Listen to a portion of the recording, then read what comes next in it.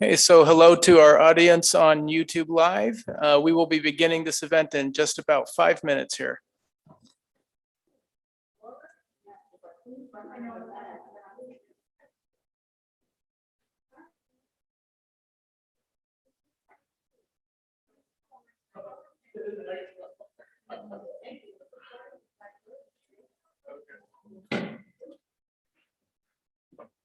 All right, so hello and welcome to our audience on YouTube Live. We'll be beginning in about 5 minutes.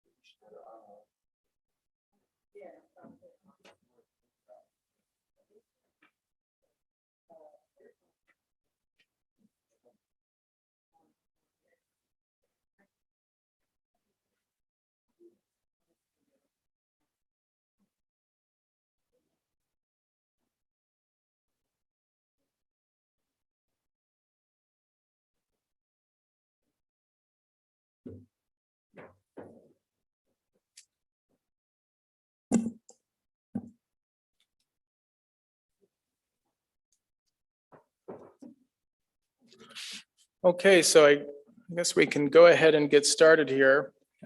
Thank you so much to everyone for being here. For those of you who are in person, and for those of you who are joining us on the YouTube live stream, we really appreciate you taking the time out of your day and your evening to listen to these important talks and to think about these important ideas. My name is Andrew Kim, and I'm the director of the Center for the Advancement of the Humanities at Marquette. I want to start by thanking Marquette for allowing us to have our event here, and I want to give a special thank you to Heather Hathaway, who's the previous director of the center, for helping to organize this. I also want to thank Pat Kennelly, the Center for Peacemaking, for helping co-sponsor this, as well as Rob Smith, who's the director of the Center for Urban Research, Teaching, and Outreach, for co-sponsoring this event. This event is funded in part by a grant from Wisconsin Humanities with funds from the National Endowment for the Humanities. Wisconsin Humanities strengthens the roots of community life through educational and cultural programs that inspire civic participation and individual imagination. Okay, so I'm going to start by giving just, okay, it's being recorded now. I'm going to start by giving just a brief kind of description of what we're envisioning with tonight's event and our future events, which we'll talk about a little bit at the end here. We have 3 subsequent events planned. So our idea is to convene humanities experts, religious leaders, and community members to spark conversation about the history and potential of interfaith engagement to promote justice and peace in Milwaukee. The concept is inspired by the original Muslim-Christian dialogue group that first met in Milwaukee over 4 decades ago. By exploring lessons drawn from the group's historical role, our conversations will allow for reflection about new models of engagement between community and interfaith groups that pursue religious and social commitments during and in the aftermath of COVID-19. These talks consider how challenges to communities related to the pandemic have been addressed by interfaith partners and aims to deepen understanding about how communities can promote nonviolence, peacemaking, forgiveness, and justice. These conversations will provide a history of interfaith engagement and encourage new efforts to address challenges caused by the current pandemic and inform responses to future crises. These conversations will highlight the transformative teachings and practices within Islam and Christianity, while deepening the community's understanding of how to examine and use faith and knowledge to promote the common good. So before introducing our distinguished speakers here, who I'm very honored to share the stage with, just going to say a little bit about how our program is going to unfold over the next couple of hours, and how the Q&A will work. So after I'm done with these introductory remarks, we're going to hear from Dr. Irfan Omar and Caitlin Daly, whose book you saw on the cover of the advertisement, and they're going to speak a little bit about the context and how this grant came together. And then after that, Pardeep is going to give us an opportunity to reflect on the significance of this date, August 5th, for holding this event and talk about how that date has influenced his work. And after that, we'll jump into our panel discussion, and we'll have about half an hour or so for question and answers, both from those of you who are here in person, as well as those of you that are listening to us on the YouTube live stream. Feel free to put your questions in the chat box.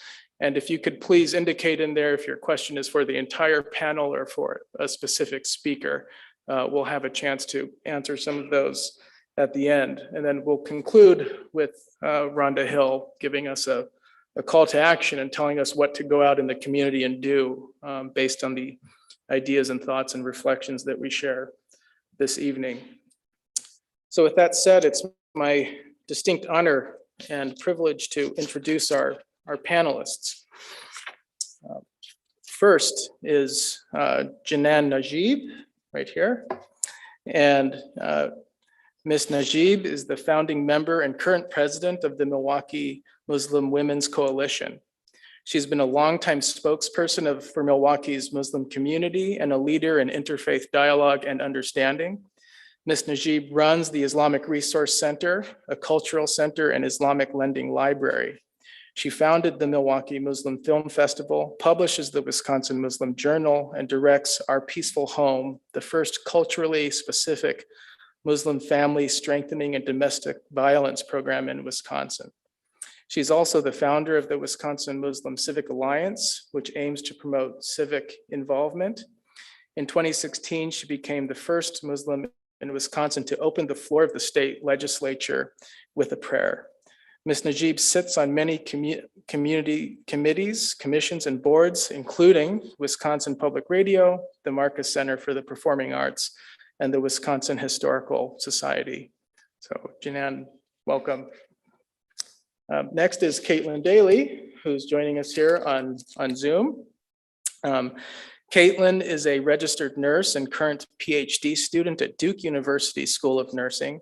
Her research interests focus on the intersections of food, faith, and health, particularly exploring church-based health promotion interventions as an avenue to reduce diet-related racial health disparities. Caitlin continues to work with Dr. Irfan Omar to tell the story of interfaith efforts in Milwaukee. Caitlin received her Bachelor of Science in Nursing from Marquette University in 2017 with double majors in nursing and theology and religion. So welcome, Caitlin. Okay, next is Pardeep Kalika. Pardeep is the Executive Director of Interfaith Conference of Greater Milwaukee, published author of The Gifts of Our Wounds, an intervention specialist who works with families and individuals involved in extremism. Pardeep is also a columnist with Milwaukee Independent and trauma clinician who works on community mental health concerns. Welcome, Pardeep. Next is Rhonda Hill. Rhonda has spent over a decade focusing on issues of racism and poverty. She has served as counselor, consultant, coach, and group facilitator. She is an analytical, creative systems thinker with compassion. Her commitment to raising awareness about racism is seen through her previous work with the Milwaukee Social Development Commission, the YWCA, the Greater Milwaukee Synod of the Evangelical Lutheran Church in America, the Interfaith Conference of Greater Milwaukee, and as founder of Race and Faith.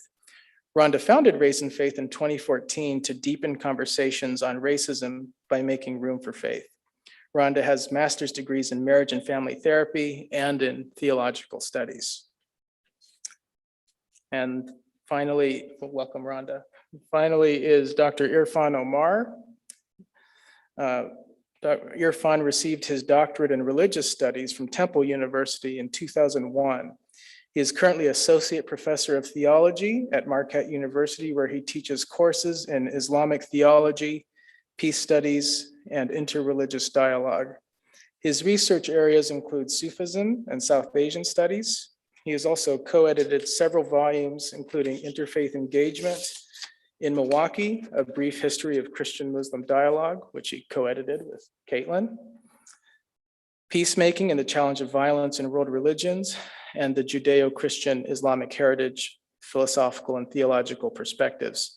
He currently serves on the editorial boards of the Journal of Ecumenical Studies and the Journal of Race, Ethnicity, and Religion. So welcome, Irfan, and thanks to all of our distinguished panel members for being here tonight. And with that, I'm going to hand it over now first to Caitlin, who is going to talk to us a little bit about the context of this grant coming together and the book. Caitlin. Thank you, Drew. Welcome, everyone. So the book, I'm going to hold it up here because I have it by my side, entitled Interfaith Engagement in Milwaukee, A Brief History of Christian-Muslim Dialogue, has been authored by students, scholars, and community interfaith leaders. And the purpose of the book is to offer a collection of interfaith efforts and relationships that have occurred in Milwaukee, specifically shining a light on the power of mutual understanding and relationship building across faiths. The book began as an academic project, part of a graduate course on Christian-Muslim dialogue at Marquette University, taught by Irfan Omar, and it quickly evolved into what we realized was a much too important story to not document for more readers, particularly those wanting to learn more about interfaith dialogue and Milwaukee's rich history in such efforts. So the project provided an opportunity for me and a team of fellow students, graduate and undergraduate, to not only learn more about interfaith dialogue from an academic lens, but also from one of an experiential lens as well. We collected artifacts such as flyers, photos, and documents related to interfaith efforts across the city of Milwaukee, and conducted interview conversations with a plethora of people, community activists, scholars, religious leaders, and various university students that had been engaged in interfaith work. And so our project evolved over the course of the semester. And as it continued to evolve, we explored more texts on interfaith dialogue. We discussed, the things we were discovering in our research. And our classroom itself, the small group of students and Dr. Omar, as a group, I feel like we had around the table our own learning around interfaith and our own type of interfaith dialogue occurring, which was a really powerful experience to have. The book offers a glimpse at the nuances of interfaith dialogue as lived by dialogue partners themselves and as understood by scholars in the field. And importantly, the book is dedicated to all the people of dialogue everywhere, and especially to 3 original Milwaukee dialogue partners whose lives and legacies Dr. Omar will speak more about now.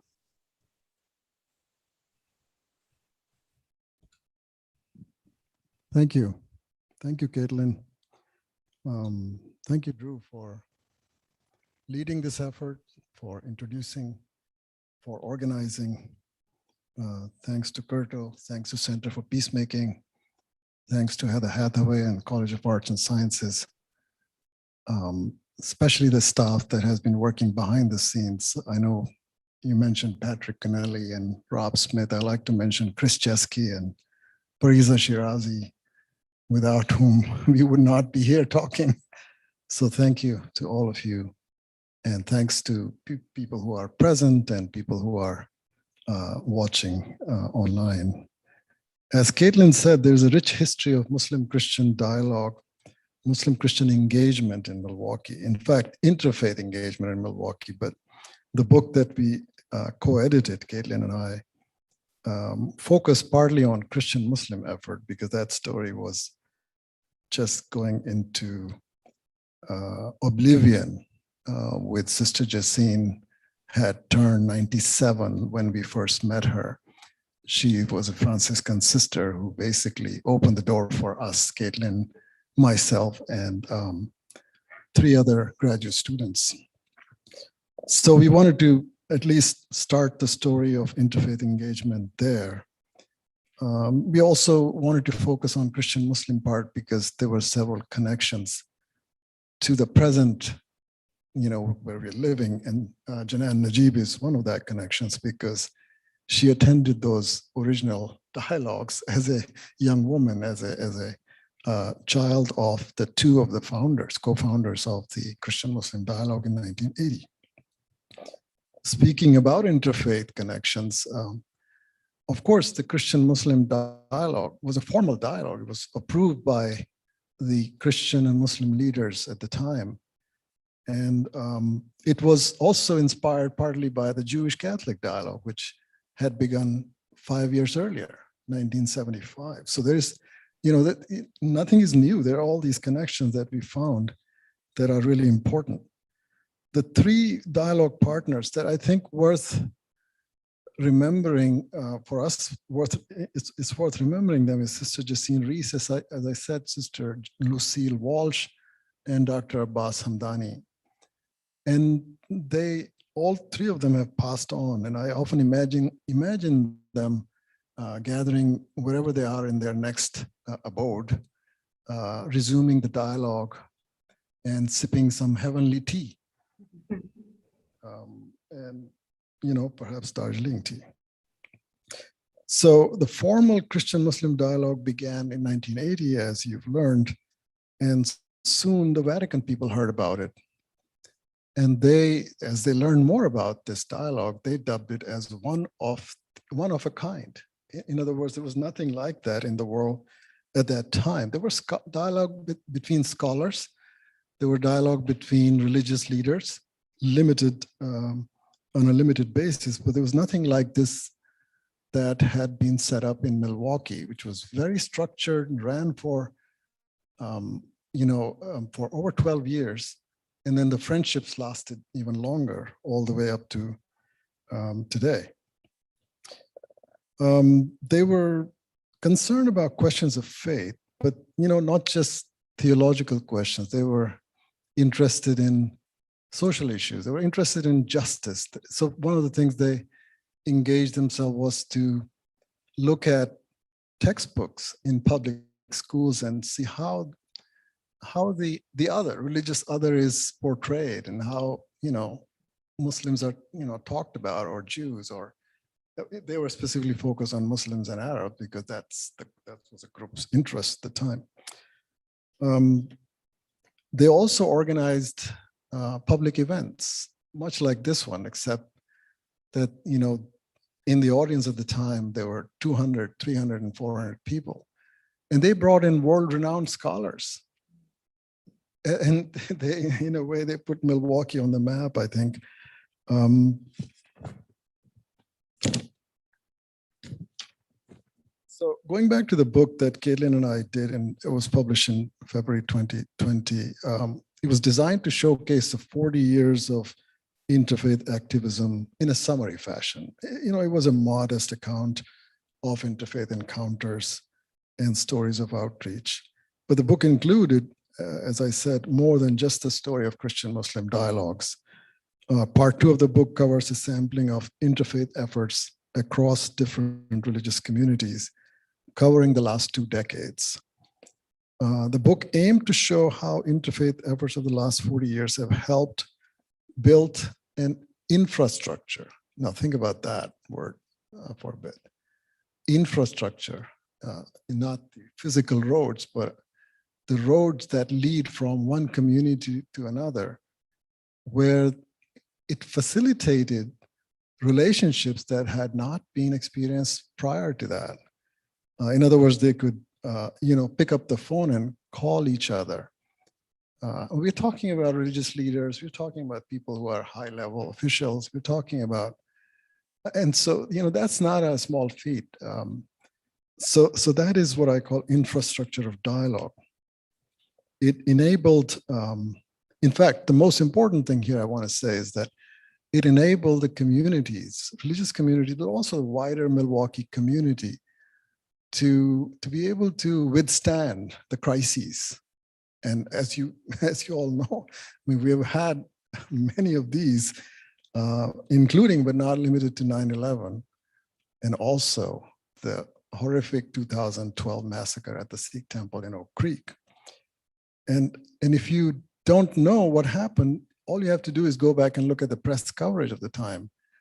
The entire Milwaukee area, the entire Wisconsin and the country and the world came together, partly because the infrastructure that was built here by religious leaders across the Milwaukee, and they were able to communicate, they were able to unite, they were able to calm the fears, they were able to offer services, give hope, right?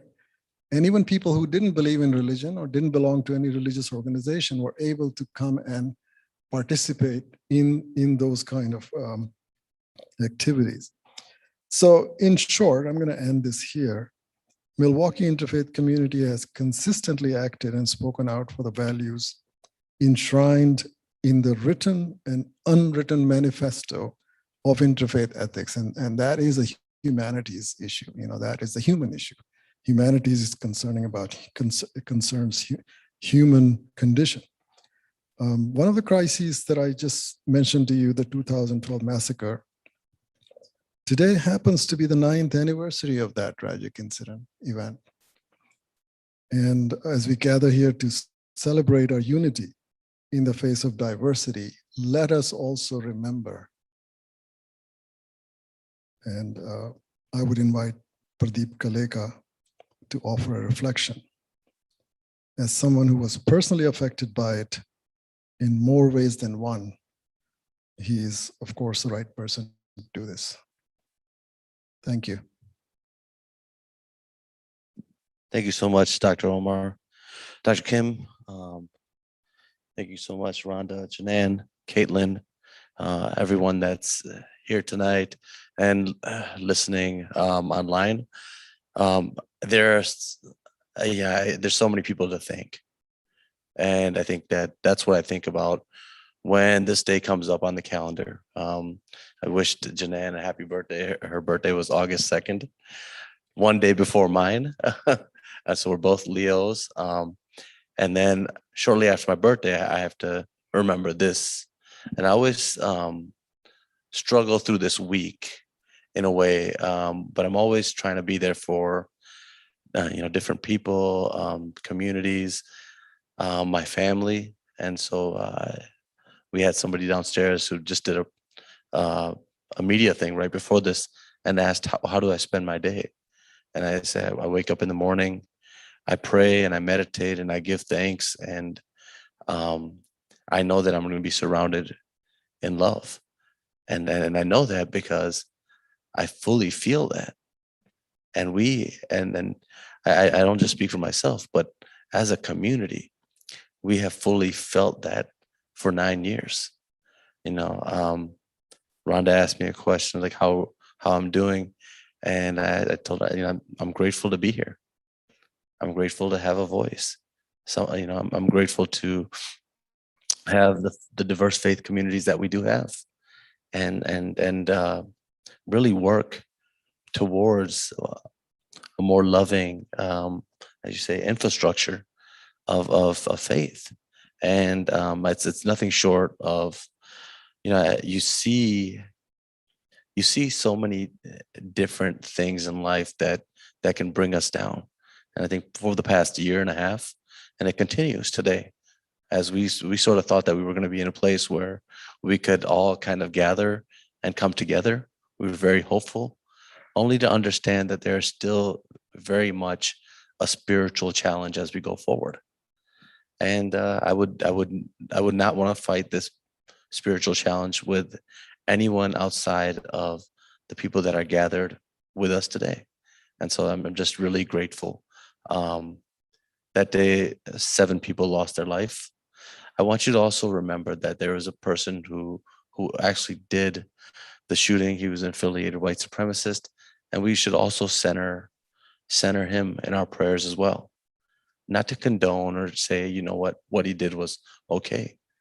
But if we don't fundamentally understand that white supremacy is at the core and the foundation of this country, we're not going to be able to do anything about it. He was a product of this country. He was an ex-military vet. He became a white supremacist. At one point, he was just a young boy.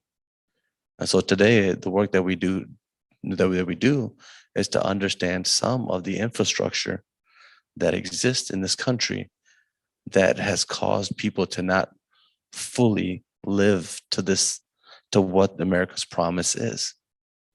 And I think today touched the chord with so many different people, because I think that there's a lot of people who were reminded that day, because, you know, 2012, let's face it, we had President Barack Obama, who was running for a re-election, and many people were calling this a post-racial society.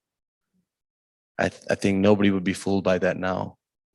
And sometimes we need to see the deliberateness of this infrastructure and the ills of the system to actually do something about the system and policies that have caused people to not feel like they truly belong or truly are worth. So I'm grateful. Our community is grateful. I would ask people now to center their attention to other injustices that happen and that have happened, and let's really address them, so that it's not just our community that is feeling that same love, but many communities that are feeling that same love. So I think thank you for being here today. Thank you for hosting this as we go forward and really have interfaith dialogues and have loving dialogues. Continue to do the work. Today is a somber remembrance of lives lost. One of those lives lost was my father's. 6 other people lost their lives.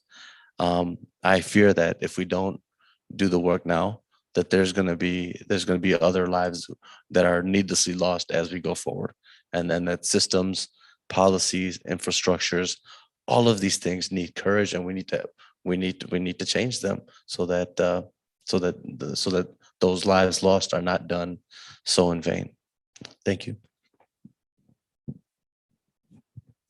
Okay, thank you so much, Pardeep and Irfan and Caitlin, for those remarks. So I have a few questions here for our panelists, and we're hoping to just make this conversational and kind of in that spirit of loving dialogue that Pardeep was talking about. All right, so my first question for everyone here to get us started, could you each speak about some of the transformative teachings and practices in your tradition that compels a believer or practitioner to use faith and knowledge to promote the common good? Building on that, how do you see the role of interfaith in helping that effort?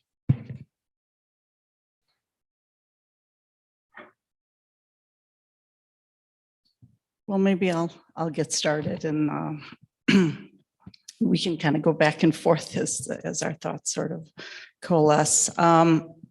First of all, I also would like to thank Marquette and thank everyone here and thank the panel and thank everyone that did show up and those that are watching virtually as well. This is an important I think discussion, and it does remind me of the years and decades of interfaith discussions, Muslim Christian dialogues that took place from when I was still a student in school and would hang out with my parents and then again, much later as these continued, and then also in my life when I became involved with the Muslim, when we recreated sort of a Muslim Catholic women's dialogue, but that's another conversation. Going back to your question as far as what within our faith really helps us to promote working for the common good. I think that I would have to, that's kind of a multi-layered question. And I think that I would probably have to start with the concept of taqwa.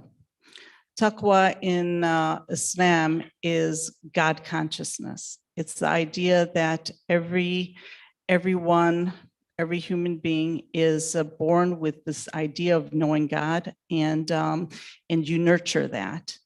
And that concept of God consciousness, we start with all of the rituals that you go through are really just a way of helping you to nurture and develop that sense of God consciousness. Because at the end of the day, that's really what matters. And that's what needs to guide the work that you do for the common good and the work that you do in society. Because within Islam, it's interesting. If you look at the scripture and you look at many of the verses, even within the Quran, you find that if you commit sins that are seen to be against God, if you repent sincerely, God forgives you, and end of story. But if you commit an act of injustice or oppression against a fellow human being, you are not forgiven until you make that right. That means you have to make it right with that person. You have to seek their forgiveness. You have to make them whole. And so the lesson behind that is that our real job is to know God, but God is not really in need of our prayers and our fasting and our charity and all of these things. These are all to really help build us and make us into the kind of human beings that we need to be in order to work for the common good, in order to work for bettering humanity, for bettering society. And when we talk about taqwa, we talk about God consciousness. This is not just for human beings. That means that every step you take is conscious. That's why within Islam, for example, alcohol is prohibited. People say, why is alcohol prohibited?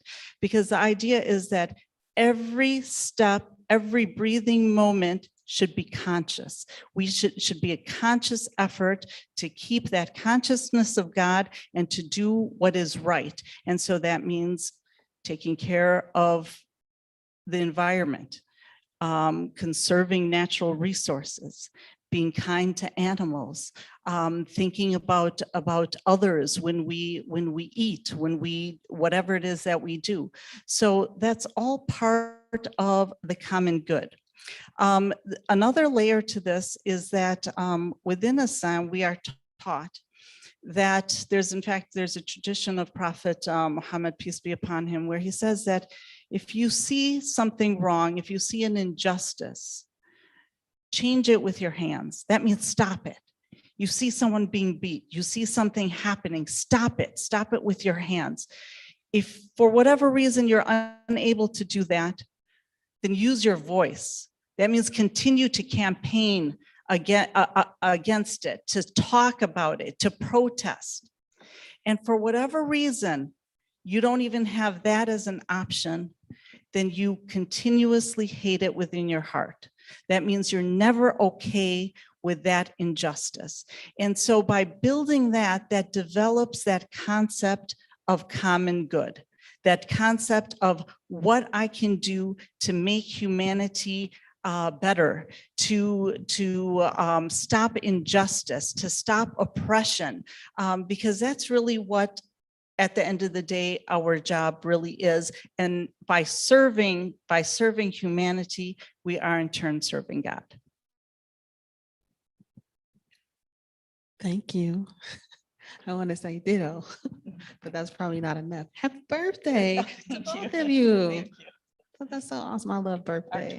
26th birthday. Right, exactly. Exactly. Forever young. With a whole bunch of wisdom though.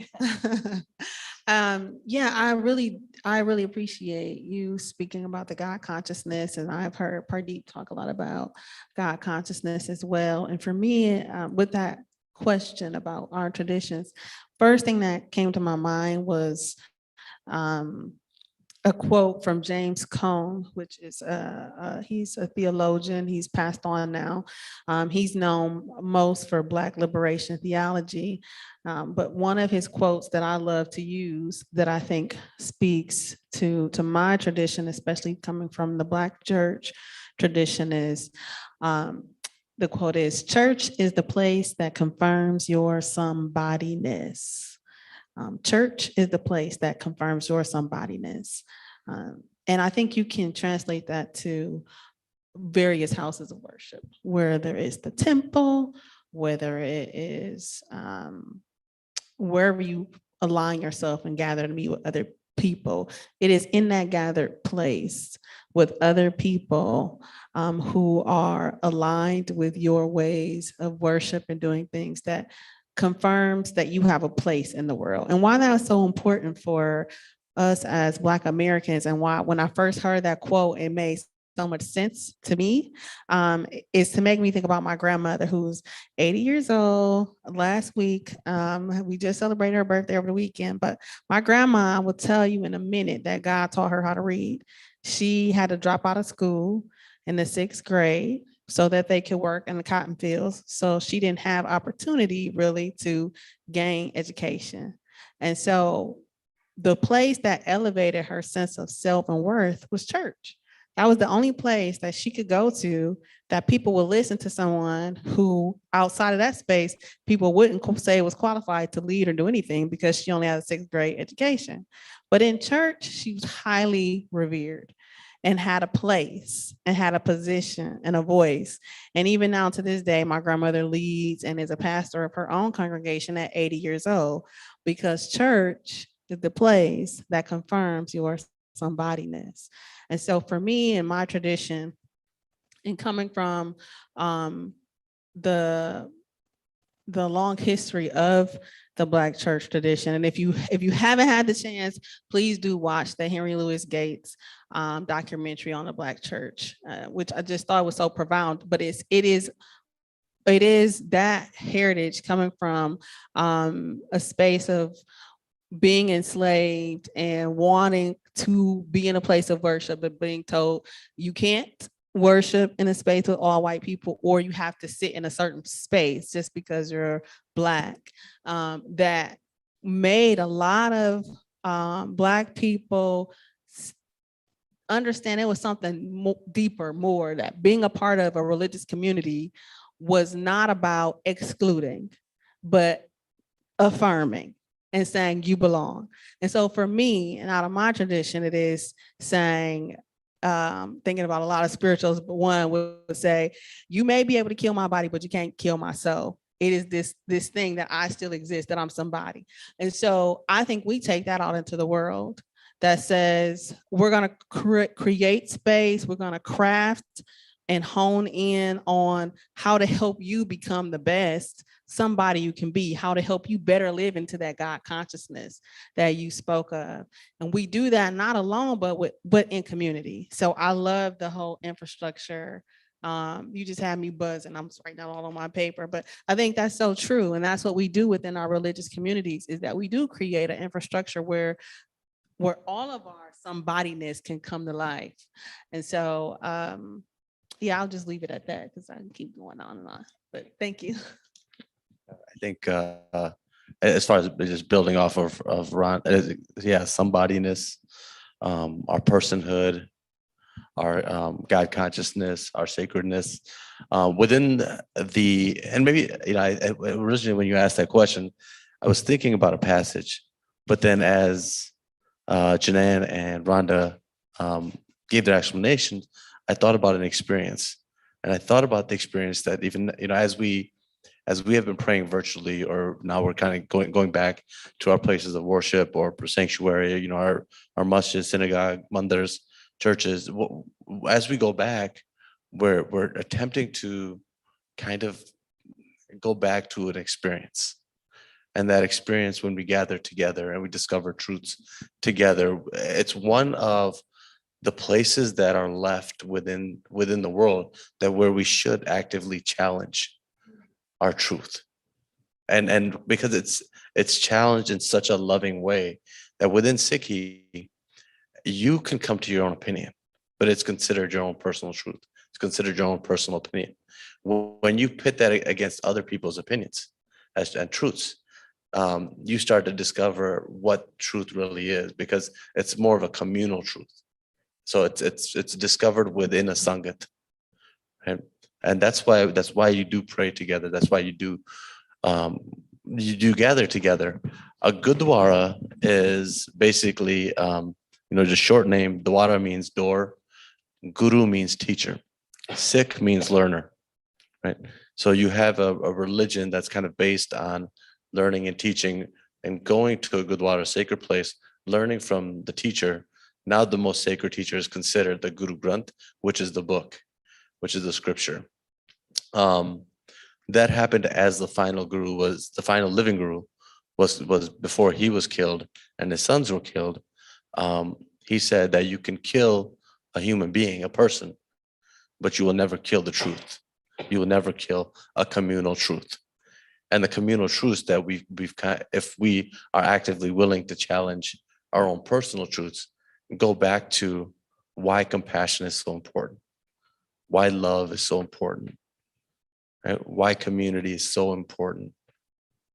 It's because those are the truths that show up within diverse faith communities. And I think that as we speak about the work that we do within different faith communities, and building off of those universal truths, because oftentimes we can get into a place where differences are centered and the differences are focused on. And we start discussions from why I disagree with you. That has not traditionally been our approach. Our approach is to build a foundation, and yes, we do have wonderful, unique differences.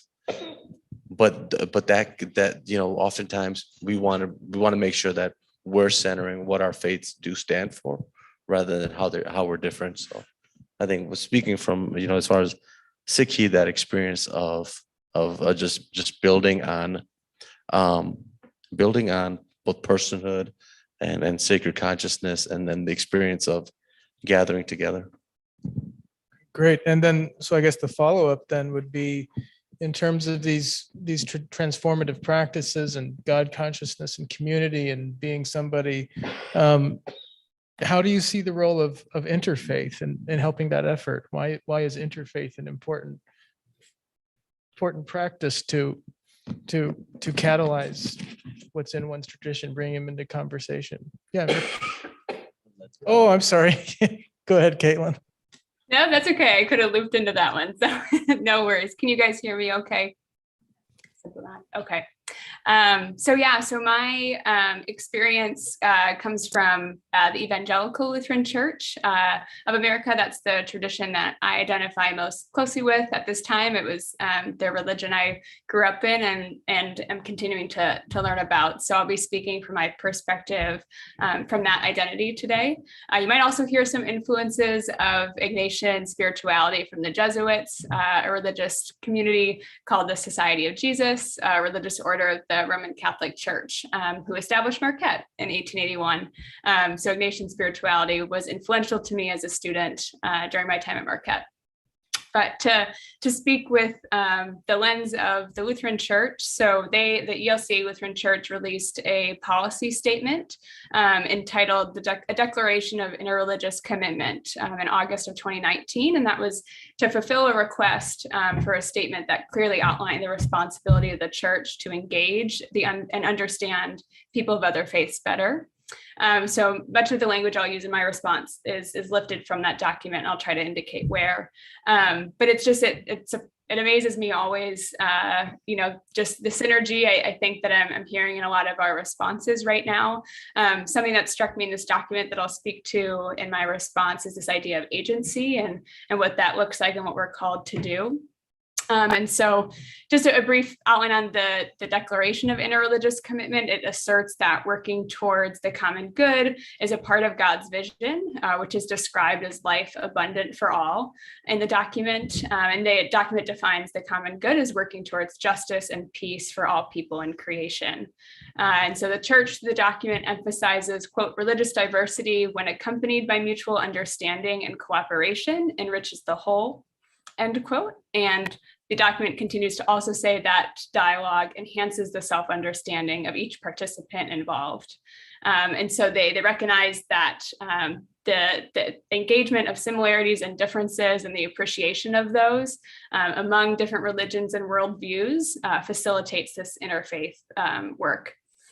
And so the theological underpinning, I'd say, to my interfaith engagement is my call as a Lutheran to love my neighbor, serve alongside my neighbor, and live in solidarity with my neighbor. And this document speaks of doing those three things. And they also mention that neighbor is a term that does not exclude anyone, and even those that do not hold a religion, or for people that hold religions different than our own. And so the church emphasizes reaching out across boundaries of, quote, religion, race, ethnicity, gender, and class, and then doing so to understand the needs of all in a community, as well as working together in response to meet those needs. So what I find really compelling within this document and in relation to the social justice issues of our time is what the statement says about cultivating agency in order to live in solidarity with our neighbors. So I'm going to read a little bit of a longer quote from the document, which says, standing up for those who are being targeted or excluded takes courage. We are called to exhibit this courage and take this risk. In the face of social pressures that make us feel paralyzed, our calling includes developing a sense of agency, that is, a sense that each of us can make a difference. Our attention needs to be focused on our God-given gifts and responsibilities, rather on the many impediments to acting on behalf of those who are maligned, harassed, or harmed, recognizing that some of our neighbors are experiencing multiple forms of oppression at once. For all of this, a support community of fellow believers and interreligious partners can make an empowering difference. So I hear that call from the Lutheran Church, as well as through scripture in the Bible. In 1 Corinthians chapter 12, it speaks about spiritual gifts that are given uniquely to each individual from the Spirit of God, gifts of wisdom, knowledge, healing, and others. And verse 7 states, to each is given the manifestation of the Spirit for the common good. And the chapter continues on in verse 12 to talk about different parts of the body working all together within their own function, but designed as so to work as one. And verse 21 reads, the eye cannot say to the hand, I have no need for you, nor again the head to the feet, I have no need for you.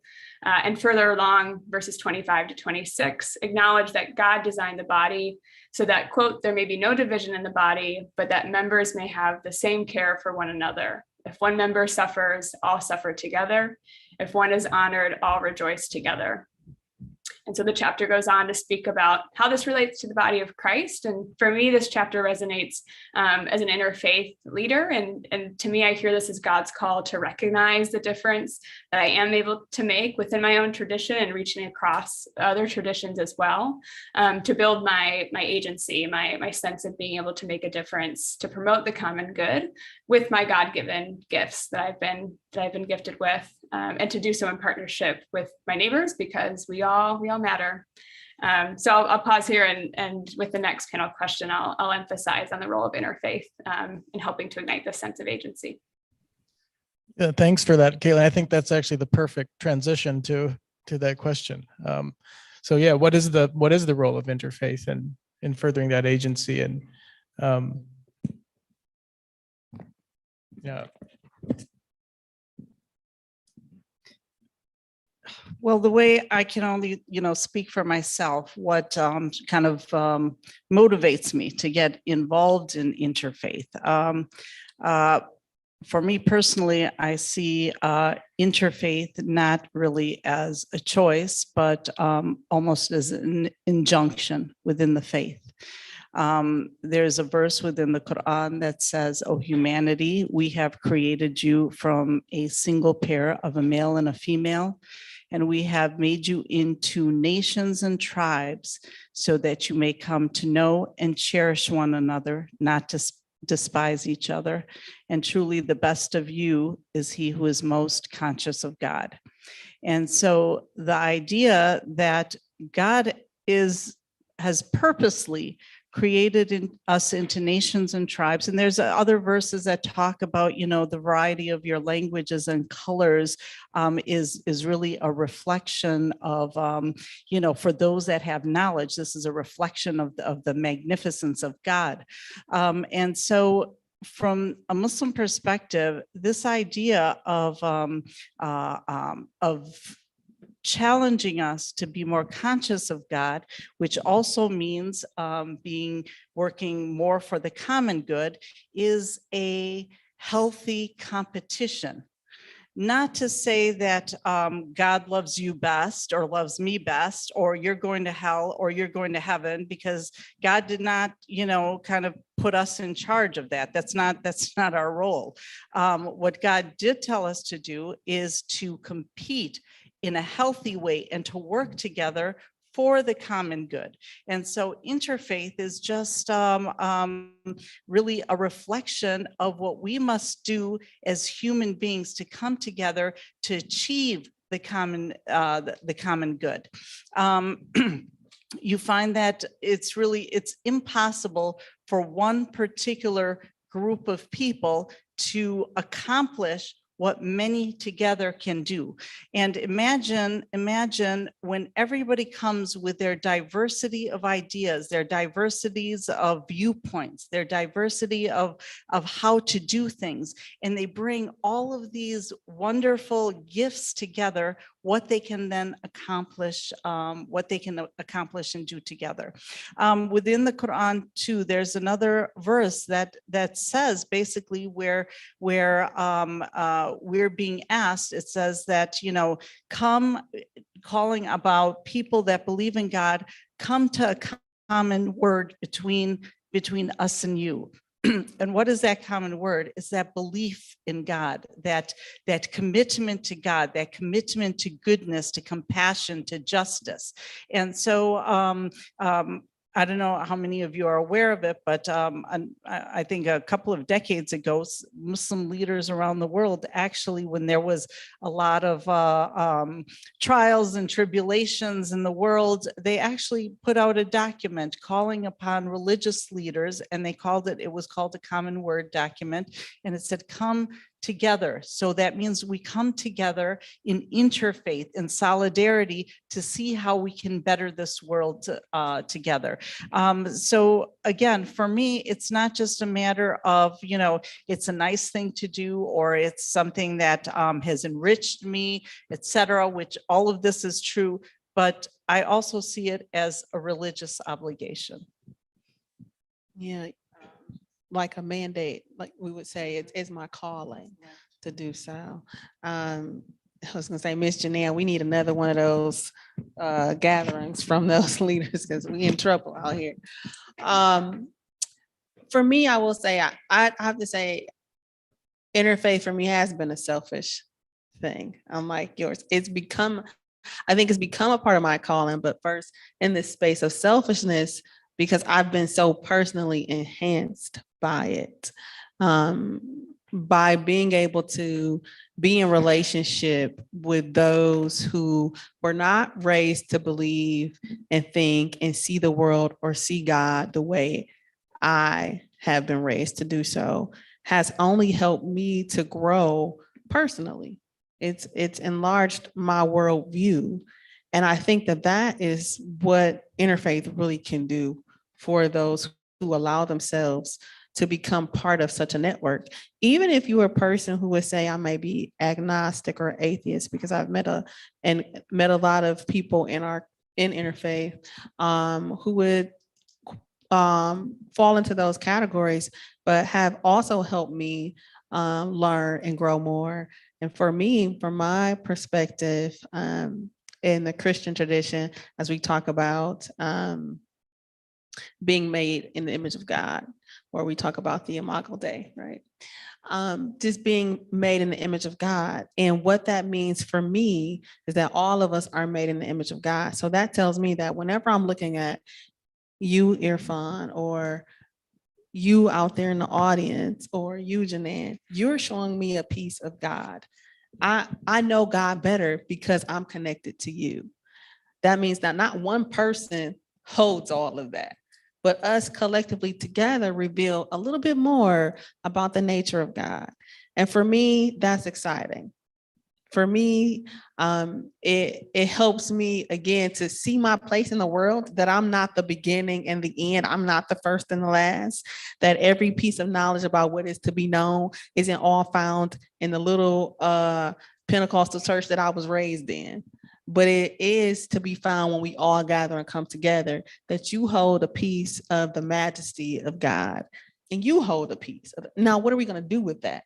And I think that that's the point, that infrastructure that you mentioned, that interfaith creates for us, those who qualify and call ourselves as seekers, and that are willing to be open and to see more than we thought we could see alone.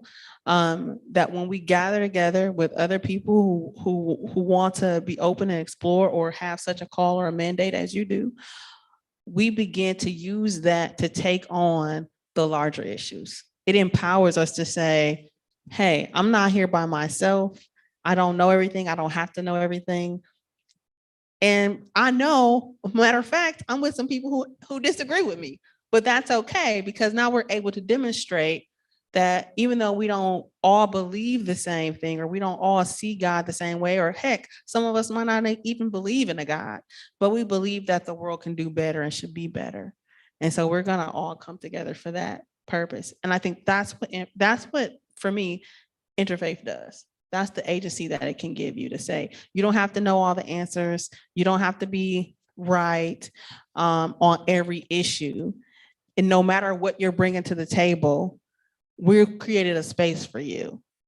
And I think that emboldens people to take on the challenges. Thank you.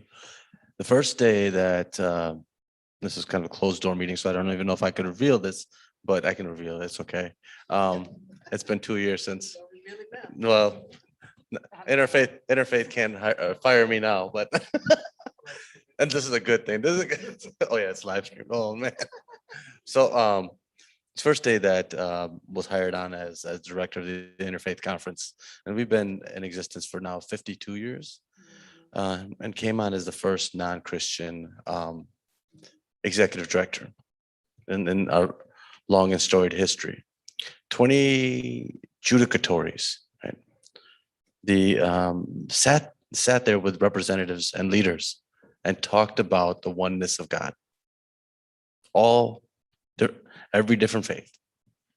And I think that, you know, when Janan and Rhonda talk about it, it is our mission, it is our commitment, it is our foundation, it is at the heart of all of our faiths.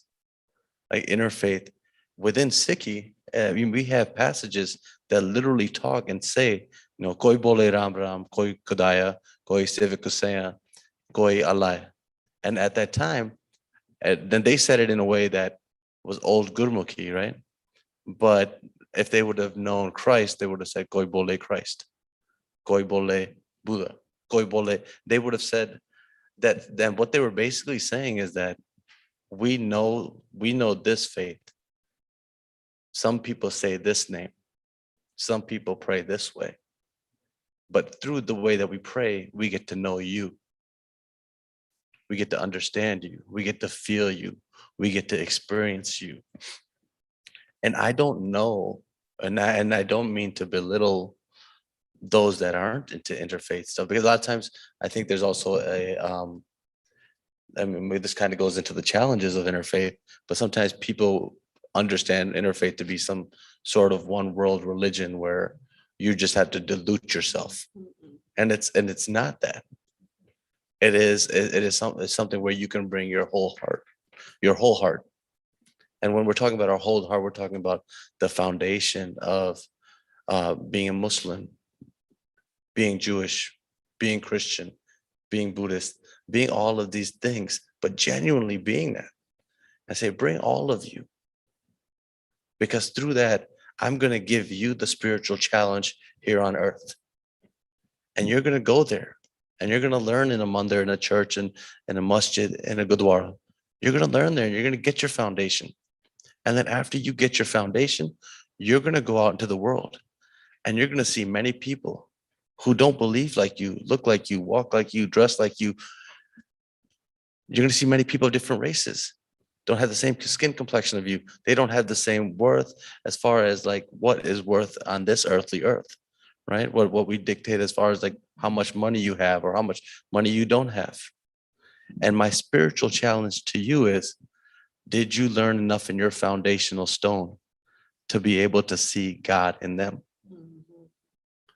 And part of it, we have to understand that maybe what we're going through right now is because we failed.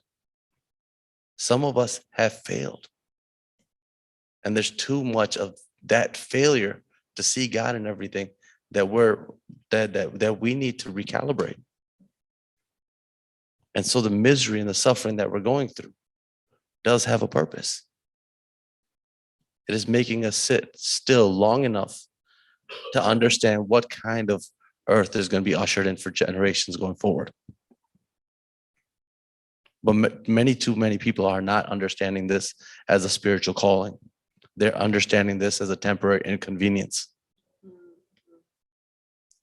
And so when we think about why people are getting away from faith, maybe the messengers of faith have failed them. And we have to be honest with that.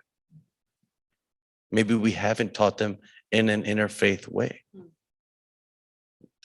Right? So they don't understand and see the humanity in the next person.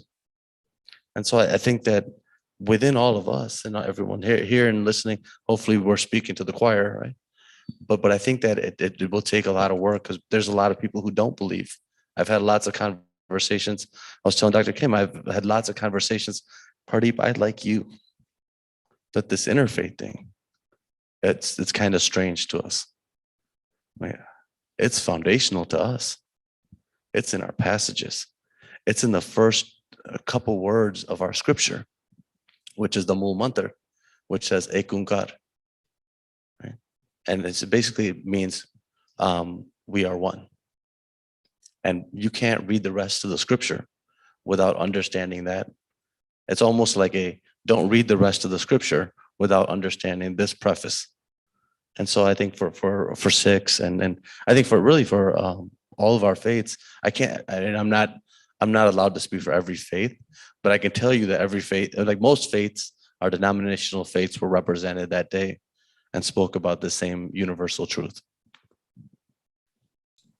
Pradeep, I appreciate you saying a lot of what you just said and everyone too who spoke before. I think one thing that sticks with me about what you said too is that we don't have to dilute ourselves when we come into these interfaith spaces. And I think that's a really important thing to emphasize, because I think that is often a fear that, coming to that space, you'll either, yourself be diluted or, you're just bringing your whole self is just so important to emphasize, because I think we can shy away from, the questions that we're having, the uncertainties that we're having, but bringing that all to the table in conjunction with other people, I just think is a powerful way to process how interfaith can be a tool. And I think just some general tools that interfaith does offer. I think we've spoken to this a bit here, but you know, you can educate you know, yourself on common issues when you're together with others. It helps develop critical thinking to increase self-understanding of one's own faith. Again, any questions or uncertainties that are there, you can kind of wrestle with in community, listening and understanding to others in light of their religious teachings and their own expressions of those teachings. And I think interfaith also helps discern true beliefs from misinformation. And again, thinking about bringing our whole selves to interfaith, I do want to shift this question a little bit, or you know, answer a related question, thinking about how does one see their role in interfaith engagement for the common good? I think it's been made very clear how important interfaith can be for a lot of issues that we are facing.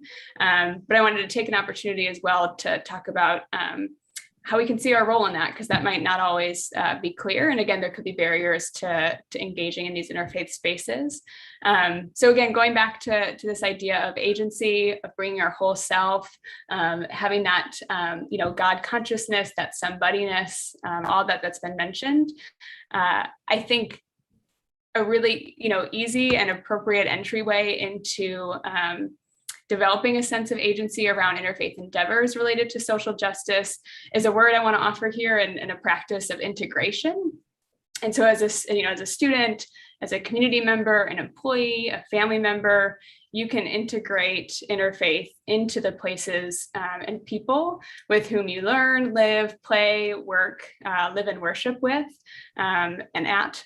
And I think it's about connecting those gifts that have manifested in different ways in your career, your vocation, your hobbies and interests, with opportunities to promote social justice from an interfaith approach, which, as Pradeep said, might not be a familiar lens to take, you know, that, and one maybe not people haven't grown up with or are resistant to, but opportunities, you know, in kind of tapping into people's interests within social justice concerns, whether that be related to health, the environment, education, race, sexuality, other topics, and other experiences. Those social justice concerns can be approached with an interfaith lens. And so I just want to offer a couple examples, you know, as a student, you know, there's a breadth of courses and student groups available, both on and off campus. And so finding topics, again, that you as an individual are passionate about, and maybe you know, with a group of friends or a community are passionate about, finding those topics, exploring them and looking at them through an interfaith lens can be done in a classroom, connecting with groups in the Milwaukee community as well, to, you know, bring, or wherever the city you are, you know, currently in, surrounding yourself, expanding yourself beyond campus and bringing bringing the community, onto campus. So for example, if you're a student, say, interested in environmental justice, you could seek out theology courses related to the environment or take environmental classes, and bring your interfaith interest into those discussions, or your interfaith questions into those discussions. And then thinking about Milwaukee, you can engage, you know, with Interfaith Earth Network, so a program through the Interfaith Conference of Greater Milwaukee, just as an example for a student. But even for community members, engaging with your surroundings by searching for online interfaith groups in the community, at your place of worship, or even your place of work. Recently, I came to learn about interfaith corporate outreach happening in the workplace through different, what can be called employee resource or interest groups.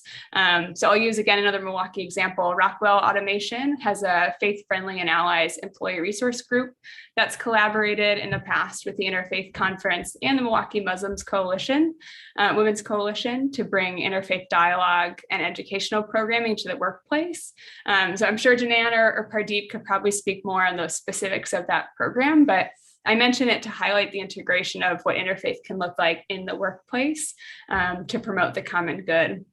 Other companies as well, such as Facebook, Google, Salesforce, and others have also had similar groups, again, as a way to promote religious diversity and inclusion and understanding in the workplace, and also to empower employees to, again, be their whole self, and bring, be comfortable and bringing that to the workplace.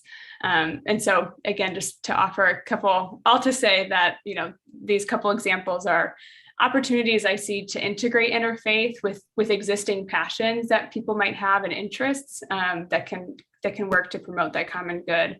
And there's various entryways into that interfaith engagement. Thanks so much, Caitlin. I think that actually might be a good place to build onto a next question to give to the rest of the panelists, which are what are effective strategies for promoting interfaith dialogue, for trying to expand the conversation? Rhonda, you were mentioning, like, well, what about people who don't have a faith, or agnostic or atheist? And Pardeep, you're mentioning people who are just kind of, what is this? Why would you do that? So like, what do you do about that? What are strategies to try to expand the reach of interfaith dialogue? I could say something. First, let me just go back to what Jeanette was saying. It's really interesting because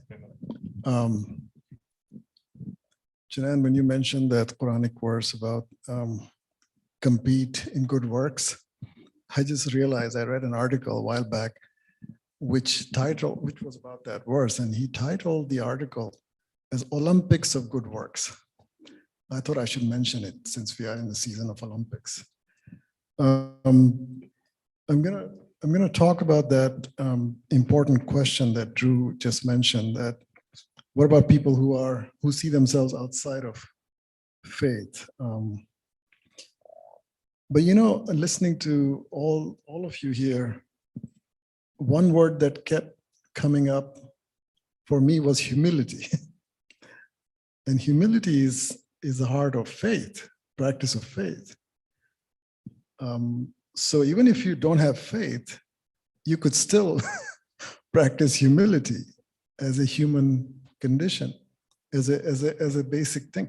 Now, I was reading this neuroscientist, David Eagleman, and he talks a lot about empathy. And he's done a lot of experiments. And I know that people who are in my class probably know I really love David Eagleman. I like to talk about him everywhere. But he's not coming from a religious perspective.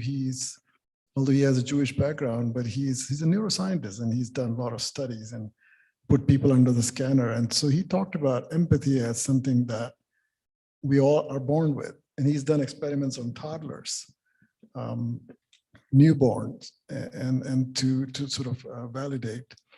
And then I realized my study of world religions talks about this idea that every person is born good, right? Every person is born good. So what does that really mean? So then I began thinking about empathy as the currency of faith. And that's, vast majority of people of faith, and even people who don't have faith, use that all the time, that currency, right? I mean, that Pradeep was talking about love. But what has happened, I think, what Pradeep was saying is about the failure, is that we have taken faith and put it in this ideological frame from where we get this idea of who we are allowed to spend this empathy on and who we are just supposed to ignore. And that's not really empathy, because empathy is, as I said, the neuroscientist experiments, the religious traditions teachings speak about it as something that is given. And you naturally gravitate towards what is right. Naturally gravitate towards. But when you weaponize faith into an ideology, then you're able to say, because of certain features of this person, she deserves my empathy, which is not empathy, it's just made up sort of favor. And because of certain features of that person, she does not deserve my, those same experiments. So I would say that people who are outside of faith parameters, they might think about what is it that interfaith accomplishes? And maybe they could find another channel to do those things. And they are. And then there are many who are doing that too. Thanks.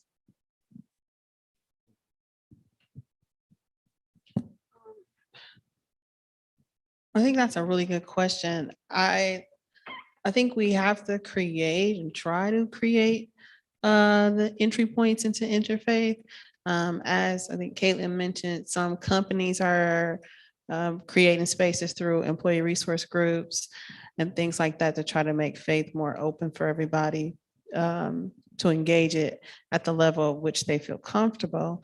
I think when I worked for Interfaith Conference of Greater Milwaukee, we had the Amazing Faith Dinner Dialogue program, which I felt was a program that created space for people to show up no matter where you are in your knowledge base of your own religious teachings, or just maybe perhaps interest and wanderings, or just wanting to get to know other people. That was just a safe space, I think, for people to explore and share and answer questions from either their own religious teachings or just life, how they see it. And so I think the more that we create those kinds of spaces and opportunities where people have permission to just gather and come and wrestle together in a way that you create a safety. And I think you can only do that first through celebration, right? So even if you're doing, Kaylin mentioned Rockwell, I mean, they had speakers come and they have food, and they do every once a year, they have a fair where they explore a topic. One year they did weddings. So people from all different traditions share how they celebrate weddings. So you have this element of celebration to it, and these things that people do that's just common, and you share, well, what does that look like for you from your either faith tradition or ritual experience, how you want to express how we should gather and love and create whatever we're trying to create. So I think it is figuring how we create opportunities to celebrate each other, create opportunities for sharing, create this feeling of safety that then allows you to begin to ask questions that allow people to ponder and share what they really think or what they really believe. But I think it is part of that has to be an open invitation, especially for those who would be non-theistic or more agnostic or atheist, to create and say, well, you have a system of belief. You're thinking something, you believe something. It might not be what I believe, but it's valid. And so we want to hear from that, hear from your perspective. But I think we just have to do more work on laying out that, saying that we give you permission to be celebrated and to speak and feel comfortable with wrestling with us. That's just kind of what I'm thinking about right now. Might have a different opinion tomorrow. That's what I'm thinking right now.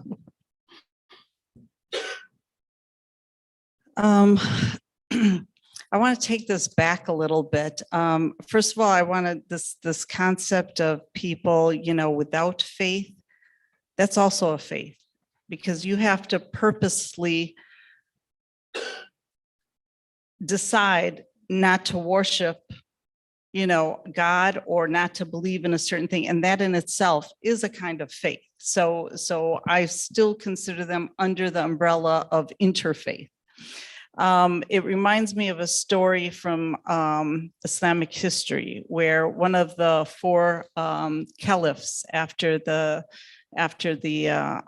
death of Prophet Muhammad, the last caliph, Ali, who was also the son-in-law and the cousin of Prophet Muhammad, had sent a delegation at the time to Egypt to kind of forge relations in Egypt. So he sent a delegation.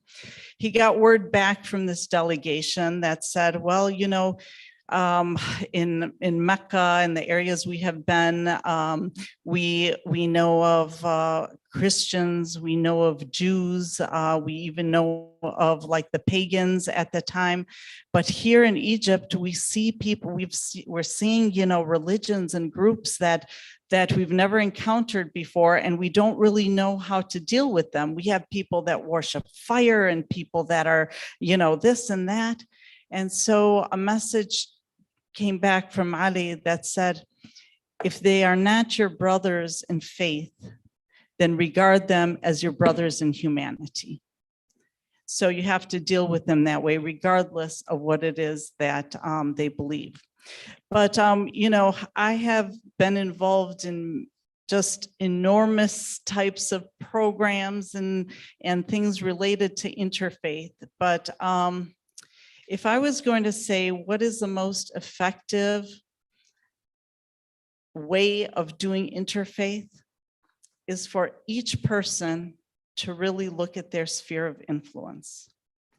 Every single person has members within their family, their extended family, that have every opinion in the book about certain groups of people.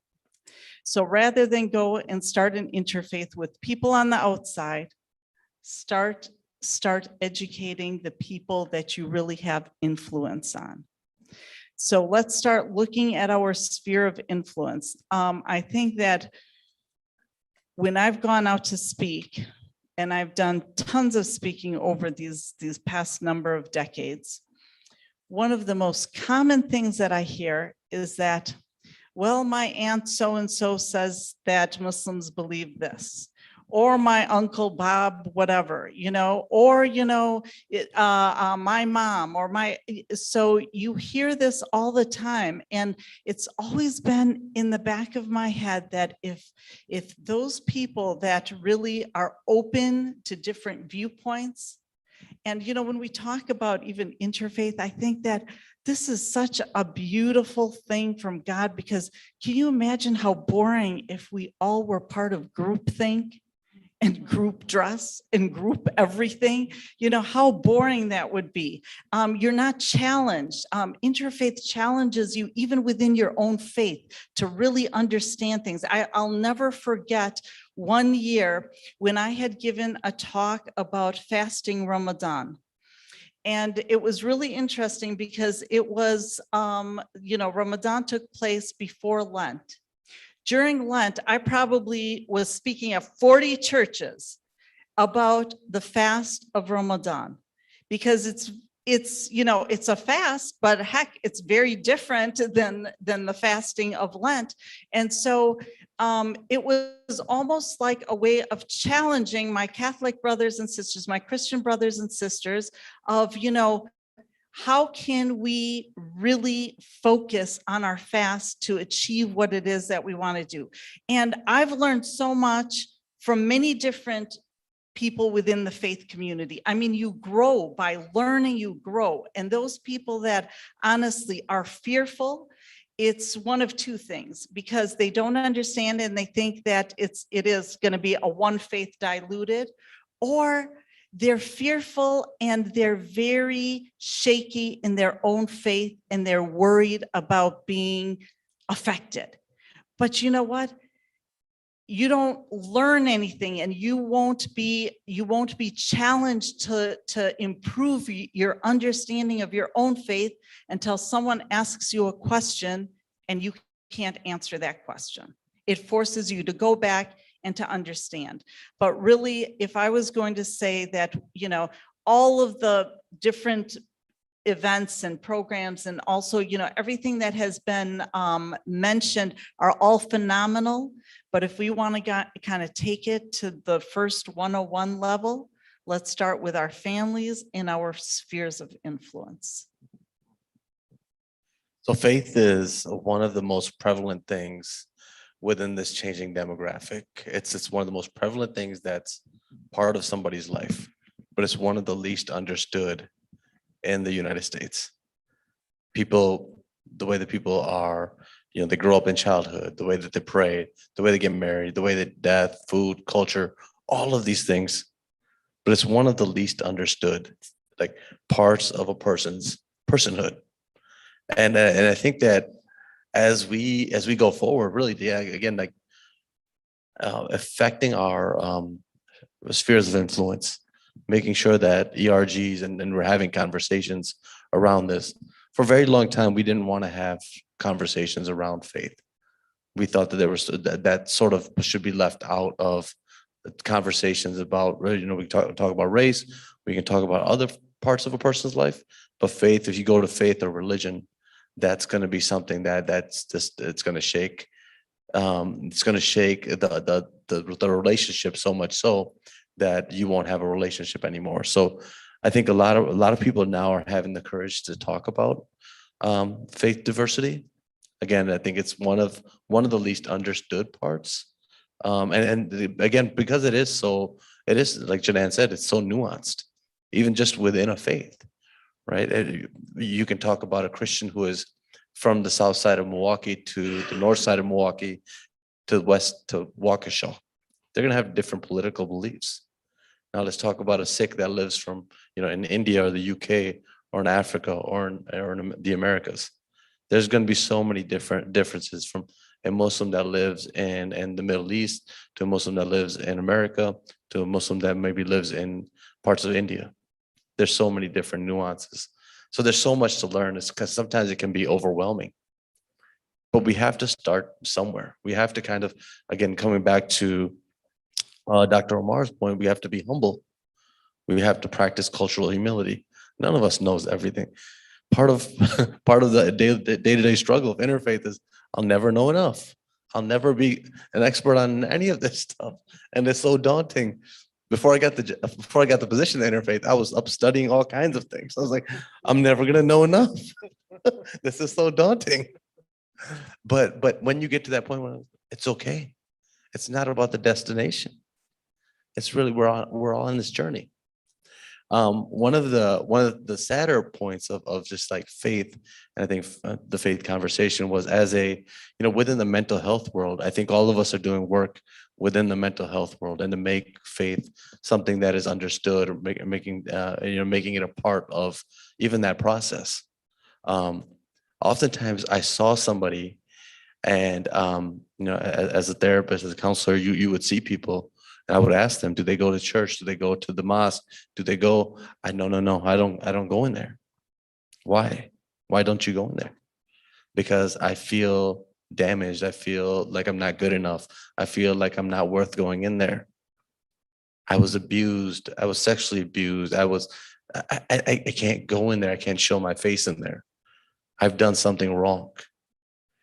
And I felt a deep sadness around that.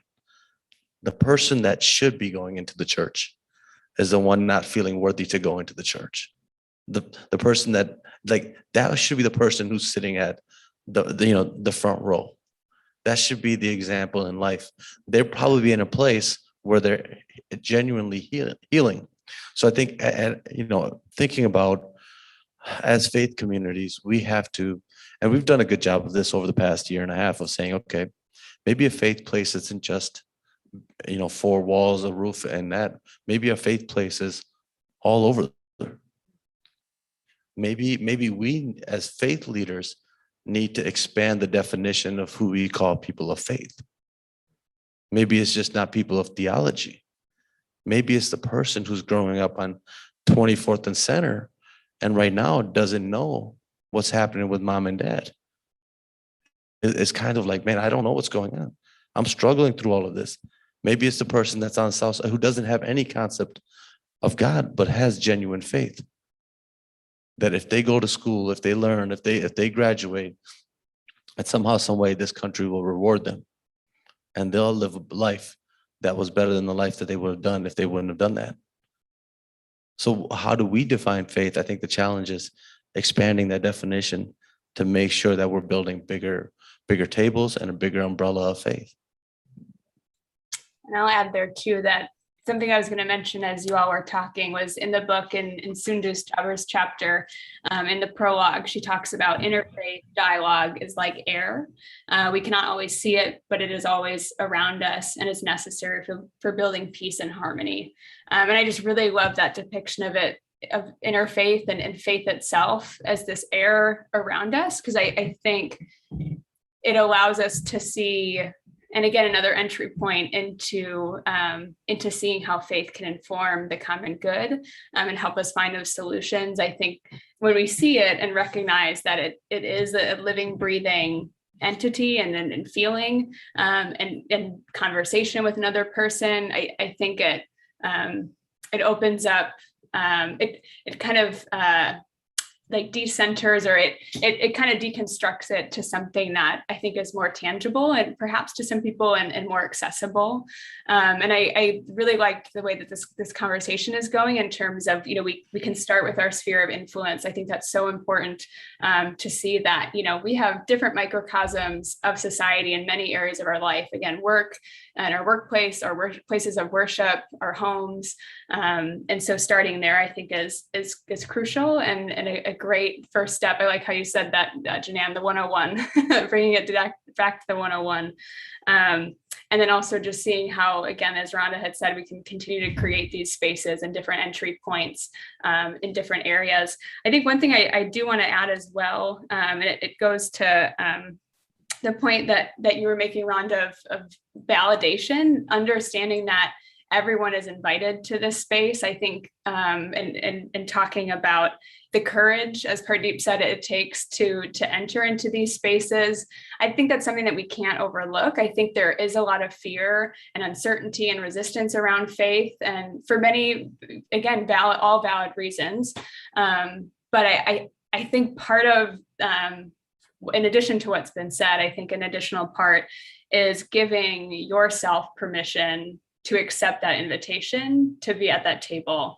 And I will very honestly say, I think when I was invited to be a part of this panel, I wholeheartedly was like, who am I to be here on this, on this panel? Like, what do I have to offer?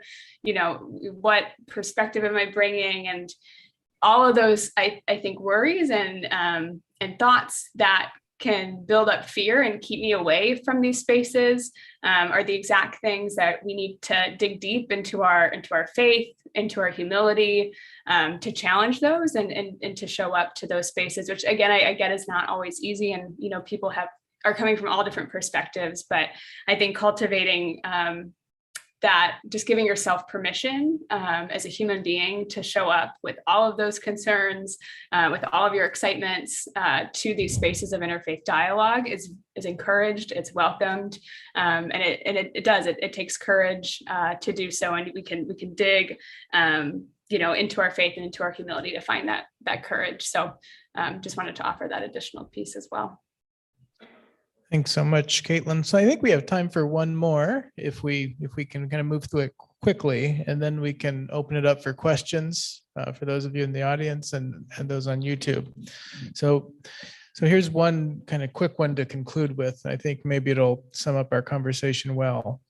So can you think of a concrete example, or are there concrete examples of social justice efforts in recent times that in your view were effective, at least in part, because of interfaith cooperation and solidarity? I'll just quick answer this one. I think, we don't have to look too far on this one. August 5th, 2012, Sunday morning, 10, 11 o'clock, as Twitter is blowing up with a shooting at a Sikh temple. People made a decision and a conscious choice to show up in congregation outside of that temple. And it first started off with 50 to 100 to it turned into thousands of people who were gathered of different faiths, different races. Sometimes it's tragic that tragedy needs to bring us together, but maybe tragedy did bring us together, but it's not what's held us together. And what's held us together is love. And I think that is a concrete example, for us considering today. But I know there's so many of those examples when God shows himself.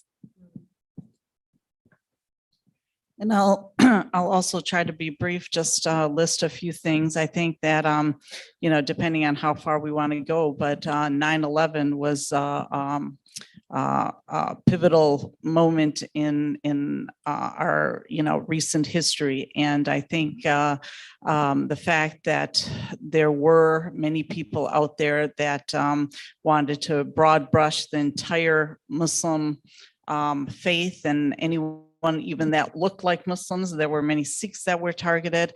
But then there were so many people that came out in opposition to that hatred and that bigotry. Again, the Muslim ban, when Trump was in the presidency, and the first act that he did was banning Muslims from coming to this country, and then seeing in airports across this country thousands and thousands of people that just organically just went and stood and protested. That was amazing, and that was so American. That was so American, and that's the love and the interfaith and the common humanity that we talk about. These are some of the things that we're of course as Muslims, and the Islamophobia that we continue to find people standing with us. But it's also on the reverse. It's also been an opportunity for us to stand. Like when the Sikh temple shooting happened, so many Muslims also came out. It was a horrific crime that happened in our community. And it was not something that just affected the Sikh community. It affected us. It affected all of us, because this was all of us, the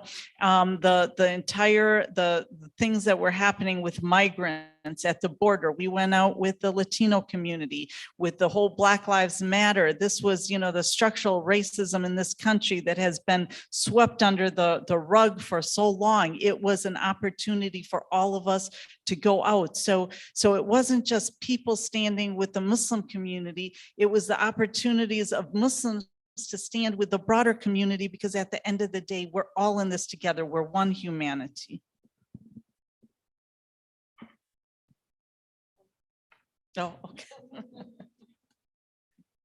Did you want to jump in there, Caitlin? Or? Sure, yeah, I was just going to offer, with the recent, COVID pandemic, and from kind of, my hands in the healthcare, realm of stuff, have been keeping an eye on, just the ways in which faith communities have been involved within the both at the time, the COVID testing, as well as the COVID vaccination outreach efforts.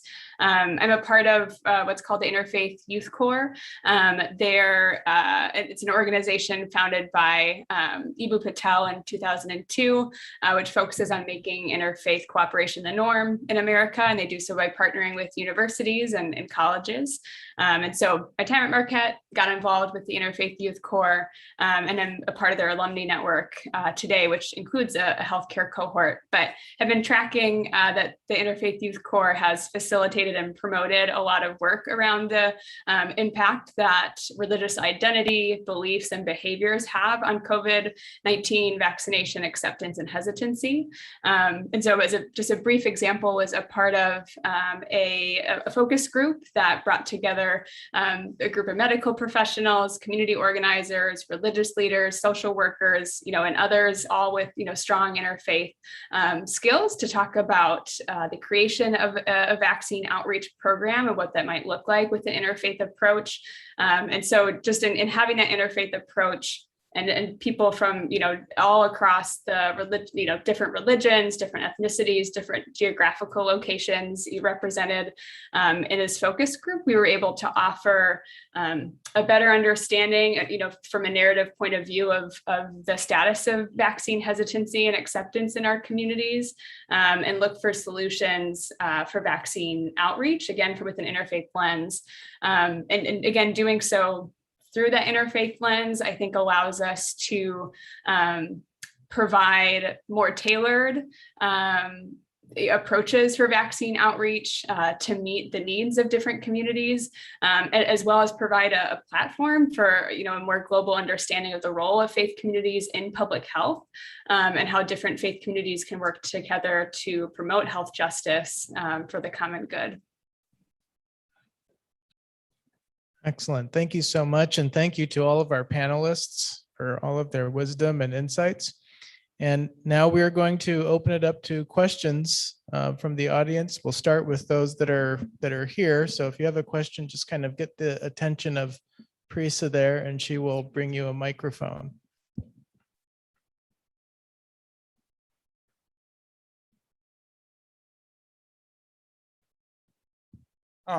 Thank you to everyone who came. You all had a lot of great things to say. Interfaith dialogue is, as you all know, because you're here, a very important thing.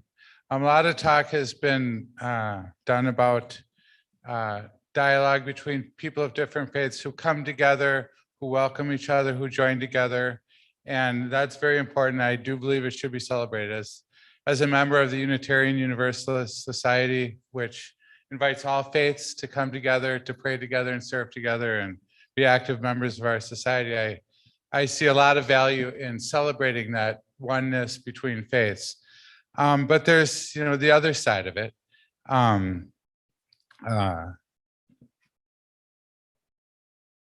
Pardeep, you had said that you had used the example of having an understanding of people who commit violence. It's very easy to have empathy for victims of violence. But what doesn't happen nearly often enough is to have empathy for the people who commit violence, because the people who commit violence are doing it because of a pain that they have inside. And as you said, they were children once too.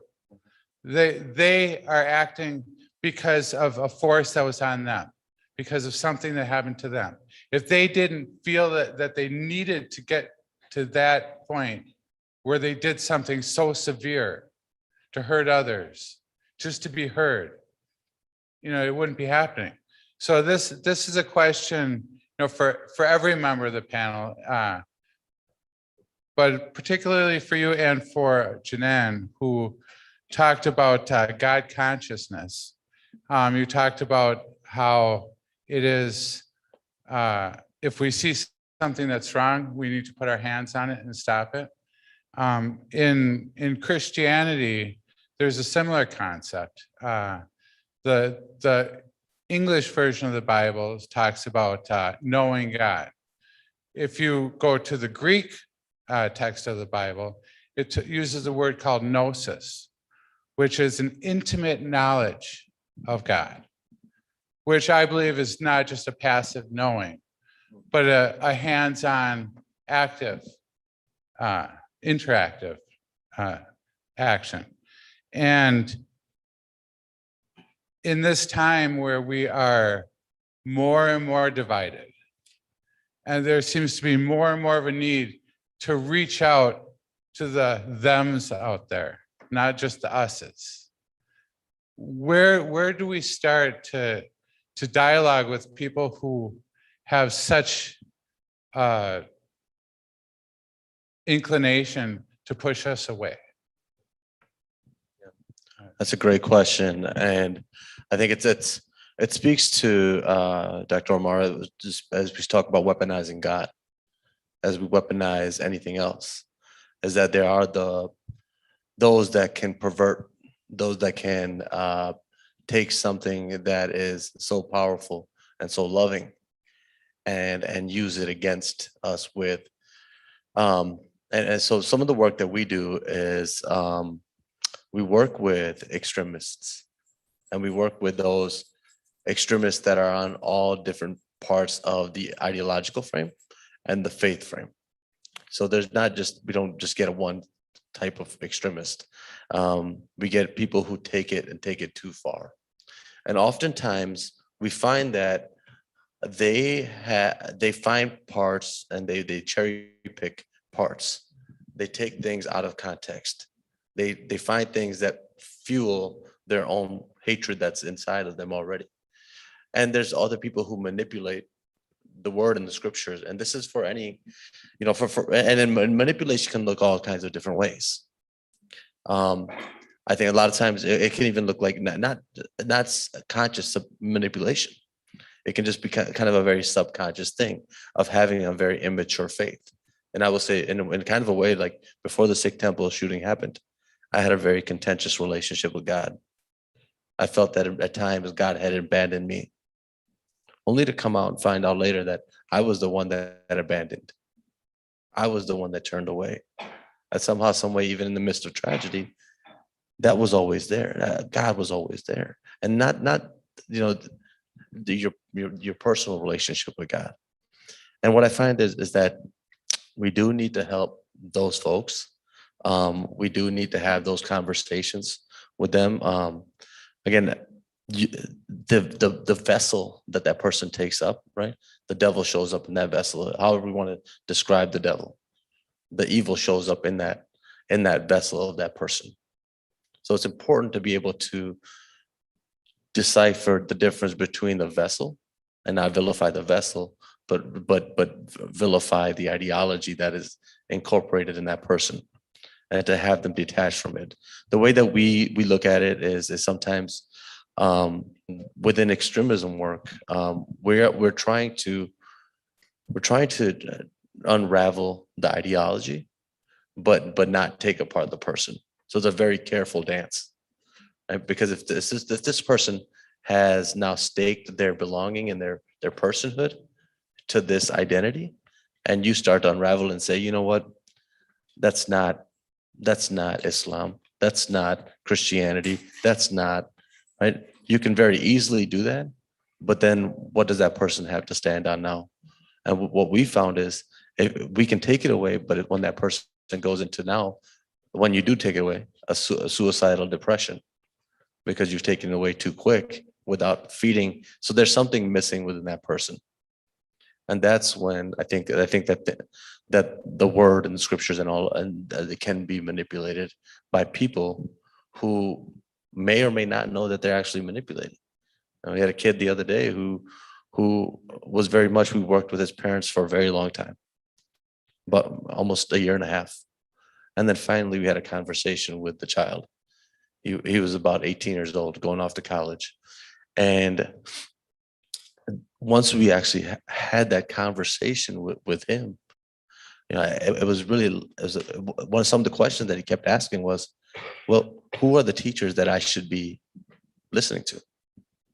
Who are the religious scholars that I need to listen to? Because I've been told that that's not really the faith. I've been told by so many people that that's not the faith. And I think within all of our faiths, we have some of that element, right? Like, you know, this person, that person doesn't really represent the faith. And I asked him, I said, you know, he has a younger brother who's been struggling too, being picked on and all kinds of, and they got some other issues that are happening within sort of the dual identities that they take up in this small suburban town. Like, did you listen to your younger brother? Is he hurting? What's going on with him? Did you listen to the child? Did you listen to? So I think that you're very much right, that there needs to be ways to address some of that, of the people who can pervert. But I hope that the perversion doesn't become the representation of the faith. Is that's the scary part, is that you want to feed the good, you want to make sure that that's not the case. But yeah, no, I think that does happen. So you're right for bringing that up. Thank you for that question as well. And I agree with what Pardeep said. You know, there has been numerous surveys, and there was a huge Pew Research study that took place that I often quote, that overwhelmingly, the people that have hatred and fear of Muslims overwhelmingly have never met a Muslim in their life. And that's just a fact. We fear what we don't know, you know? And the problem is, we live in a society where we have people at the pulpit, people in Congress, people in the White House that are benefiting from that fear. And so I feel sorry for the thousands and thousands of almost sheep that just are struggling and need somebody to fear. Maybe they have issues in their own life. The problem is that there are people that are benefiting from that. And so, you know, when I talked about looking at our sphere of influence, there's always people within our sphere of influence that we can make a difference with. And if we can influence them, they will then influence other people. There's going to be a ripple effect. I also don't want to discount the idea that as much as Black, brown people of color can talk about, the effects of racism, the issues regarding racism. At the end of the day, most of the racism it's coming from white individuals, and the people that are going to be able to challenge them are going to be people that are also white individuals. Now, why am I saying that? The museum just had a whole exhibit on Nelson Mandela and apartheid. How did apartheid end after such a long history? Believe me, it wasn't because the Blacks were marching. It wasn't because they were dying, they were protesting. It's when white people around the world stood up and basically boycotted and divested. And then eventually white people in South Africa said, you know what? We cannot with good conscience continue this. And so it's a process. It's a process. History doesn't change overnight, but the sayings that if you're not going to be actively part of the solution, it means you're part of the problem. All we can do is really try to make a difference with our sphere of influence and continue whatever opportunity we have. When I kind of talked about that sense of God consciousness, about deliberate, every action should be deliberate. Any opportunity we have, if we're walking in a grocery store and we see something that's just not acceptable to us, somebody saying something to somebody, no, we shouldn't just walk away. We should get involved. We should say something. And I think that, we're in COVID and we talk about herd immunity. I think when we've got that herd immunity and enough people are willing to put their foot down, that's going to be when we really see massive change. Thank you again for your question. I see that there's a quick question virtually that I wanted to ask before we run out of time. Stephen is asking for anybody on the panel who's comfortable answering it. Christian theologians quote John 3:8, quote, "The wind, spirit blows, moves where it wills," as a reference to how the Holy Spirit can work outside of Christianity. Do other faiths have a similar reference? So I guess that's us, me and you, Pardeep. Yeah, it's I'm not a theologian to quote, but definitely the idea that all human beings were created from God, and all human beings came from a single soul of a male and a female. And this idea of, besides taqwa, which is that sense of God consciousness, Muslims believe that every human being is born with what is called fitrah. That's the knowledge of God. That's the innate ability to know God. And so regardless of who you are, if you have that innate ability to know God, obviously you're going to be moved and influenced by what is your nature? What is our nature? So yes, I think, and this really goes back to, at least I can only talk about the Muslim tradition, the idea that, we're talking about interfaith, but at the end of the day, from the Muslim perspective, we all came, God sent all of these messages and all of these prophets, not with different messages. It's not like one was told, give charity, and the other one was told, go steal from people. And one was said, save lives. And the other one said, go shoot people. No, all of them basically came with the same message from the same God, with the same basic idea. It just came at different times, different places in human development. But at the end of the day, if you were going to really just take the lessons of all of the faiths in the world, and even the non-faiths, even those that don't believe, What is it? It's about being good. It's about caring for the orphans. It's about caring for those that are homeless. It's about, being concerned about about the earth and the environment and your fellow human being. Are there messages that are different than that? I don't think so. I don't think so. So the idea that God works through everybody, of course, works through everybody, at least from my perspective. God is the creator. You don't breathe. Your simple breathing comes as a result of God. So how can you not be motivated, to do good works through God? Most Punjabi names are like Pardeep or Simranjeet, or there's Jeet or Preet or Deep in most Punjabi names, and most Punjabi names and Sikhi names were made to be universal. So my wife and I could have the same name.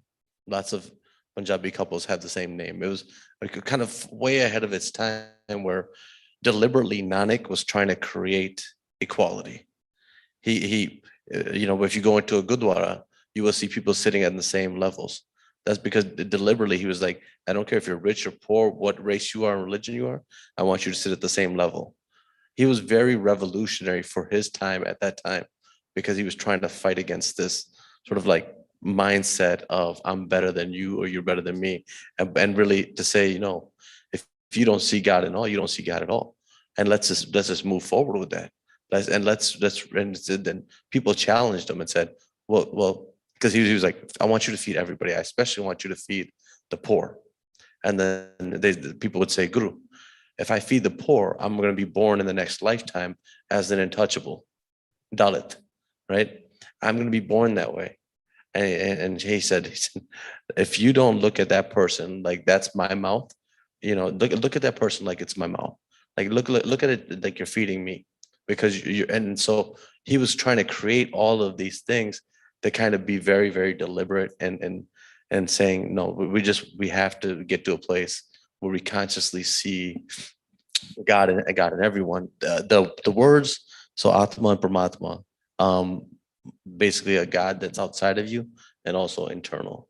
And I think that's Stephen's question is so beautiful, because it brings up it made me think about sort of will. And I think that we were discussing will, internal will, before the program began. And sometimes people encompassing some of that will that to do bad and some of that will to do good.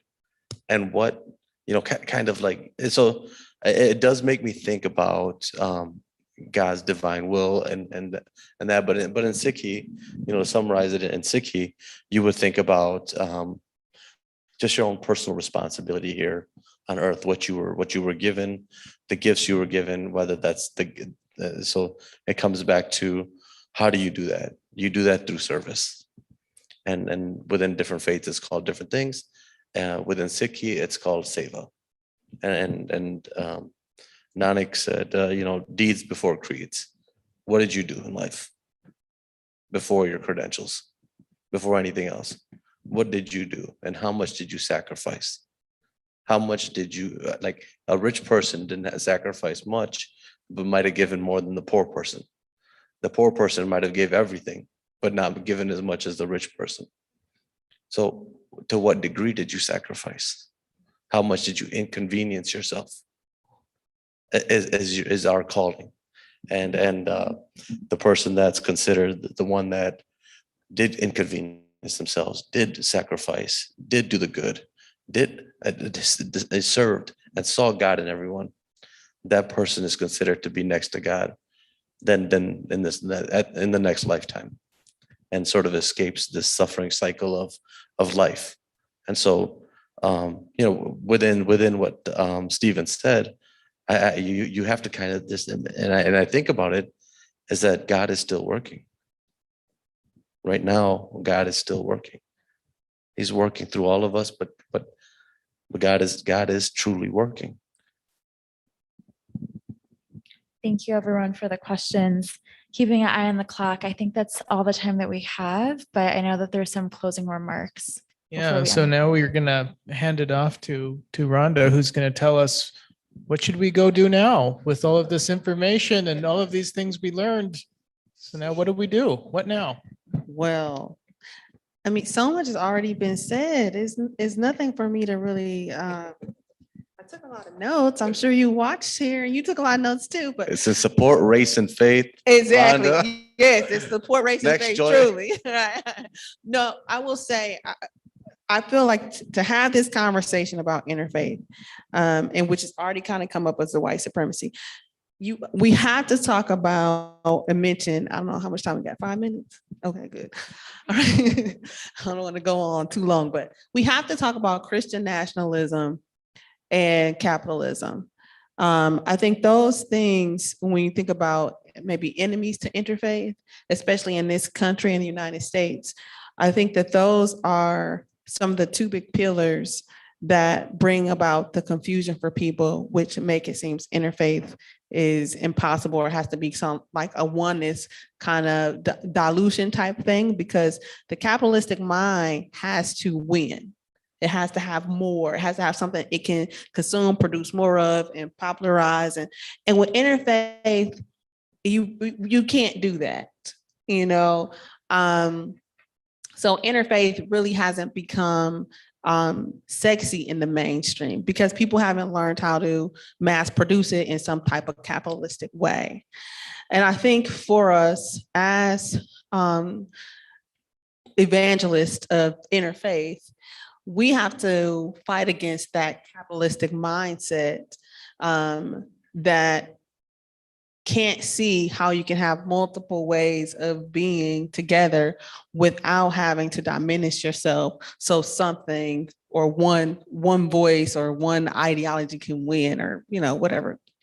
It is the idea that we can all come together in the ways that we do to promote justice, peace, or whatever issue you may want to take on. I know in the past, interfaith of Greater Milwaukee here took on like housing in its early years. So it's a lot of things that we can accomplish together in this interfaith space, but we just have to recognize, I think, capitalism, and then the other part, Christian nationalism, which over the last 4 years, maybe a little bit more, has had permission to just run rampant and bring about, I think, more confusion and or promote the idea that interfaith is somehow anti-American. So I think that, again, for us as those who sit in this space, who value interfaith, we have to be able to speak against those things too, but also, as the question came about, how do you work with people who may be at a different end of you, or Pardeep said nicely, the evil, I would say maybe demonic might be at work.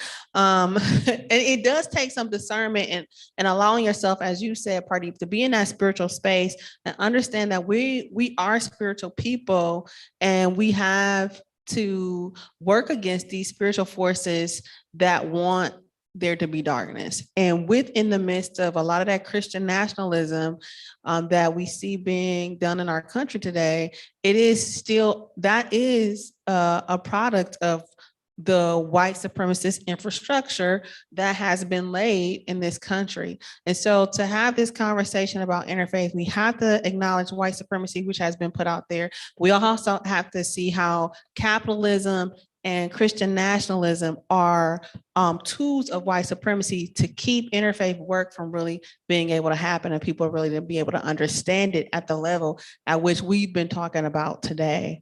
And so what I would give to you as marching orders, if you will, is to harness that word courage that came up a few times tonight.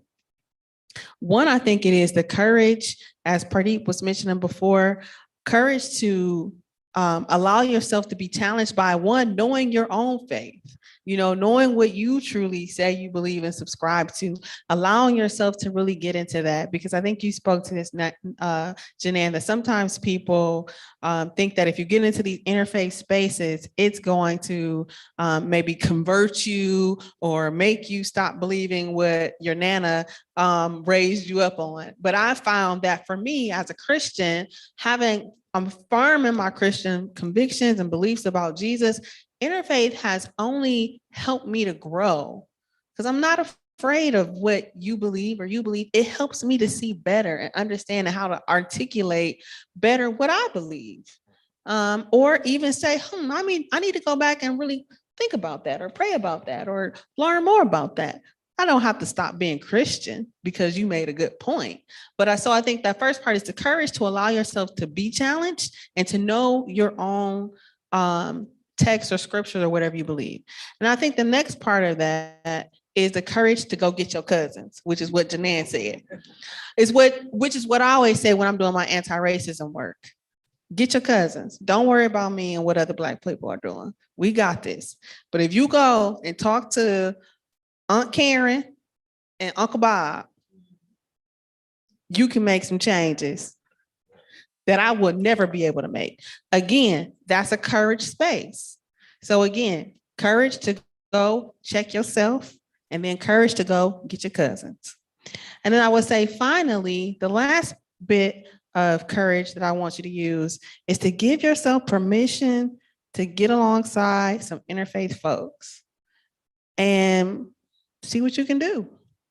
I think we just have to give ourselves permission to ask questions and be in those spaces where other people may worship, pray, speak differently than we do, and say, this okay that I'm here and I don't really know what's going on, or I don't really know what I'm supposed to do at this moment, but it's okay.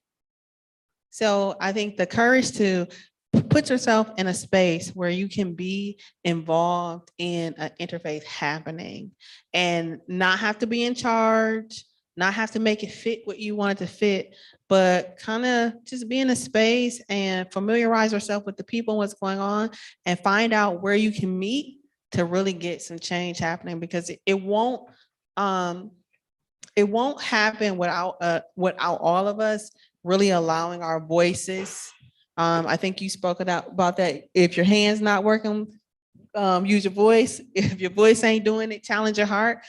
All of them. So I'm saying start with your heart, open up your mouth, and get to work on your feet. I had a teacher who helped me once. There's a profound thing she said to me, which is live the questions now. And that was so profound to me in that moment. I was in college. I was like 20 years old. And she said, live the questions now. That was just so deep. But it still is. But part of that is like, so what? You may have a lot of questions and wonderings. They'll never get answered if you just sit there and hold them. It's the courage to give yourself permission to get engaged and wander and not be at the head of the class, but somewhere in the back, just a student. So get to know what you need to know more about where you reside with your own faith and your own thoughts, and get your family members and those folks that you can in your close sphere circle and challenge them on their own Christian nationalism and capitalistic views. And maybe you're a capitalist. I'm not saying all capitalism is bad, but I am saying it's ways that we try to use that to oppress other people that we need to check. And then finally, is give yourself the permission to not to be the one who needs to know or have all the answers in the space, in the room. Say, go to some space that you've not been into before, but you can learn, you can grow, and stir up some things for good. So thank you. Is that my 5 minutes? Okay. Thanks so much. And thank you to all of our panelists for a wonderful conversation.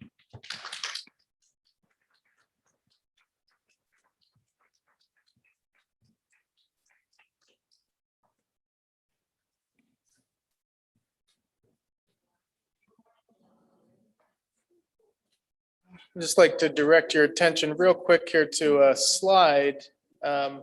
This shows our upcoming events and the dates, and then there's also a link there to review your experience at this event. So, and I'll also send this out to everyone who registered. So,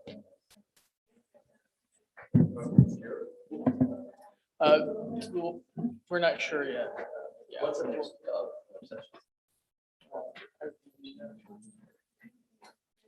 I can give you this one.